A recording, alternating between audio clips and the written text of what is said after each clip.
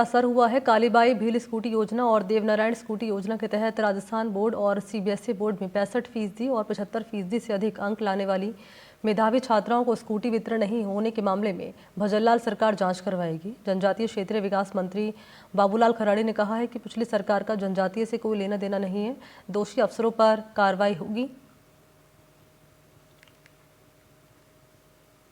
राजस्थान में बांसवाड़ा और सिरोही जिले एक ऐसे क्षेत्र हैं जहाँ जनजातीय लोग बहुत ज़्यादा बड़ी मात्रा में रहते हैं। वहाँ के बच्चे हैं जो पढ़ने वाले स्कूलों में पढ़ते हैं, उनके लिए सरकार तमाम योजनाएं चलाती है, लेकिन इन योजनाओं पर अधिकारियों की लापरवाही भारी पड़ती है। और ऐसा ही मामला एक बांसवाड़ा में आया है जहाँ पे होनहार बच्चियों के लिए जो स्कूटी दी जानी थी वो 2 साल से कबाड़ में तब्दील हो गई है। हमारे साथ जनजातीय मंत्री यहाँ बाबूलाल खराड़ी जी हैं। मैं इनसे जानना चाहता हूँ कि मंत्री जी, आप बताइए कि ये जो इतनी बड़ी लापरवाही हुई है, जो स्कूल में जो स्कूटी दी जानी थी अभी तक वो कबाड़ में तब्दील हो गई, इस पे आपका क्या कहना है?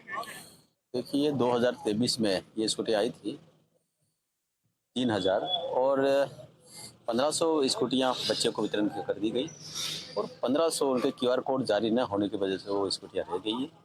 उस समय की सरकार को चिंता करके उन बच्चों तो जो बच्चियाँ योग्य थी उन बच्चों को स्कूटियाँ मिलती तो उसका उपयोग होता है।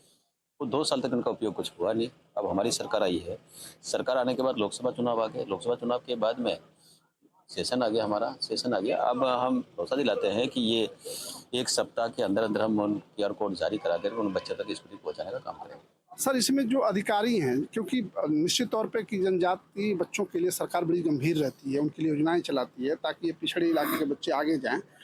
उन अफसरों पे क्या आप लोग कोई कार्रवाई करेंगे जो आपकी सरकार आने के बाद भी इस पे ध्यान नहीं दिया, उन्होंने पिछली परिपाटी पे ही रहे?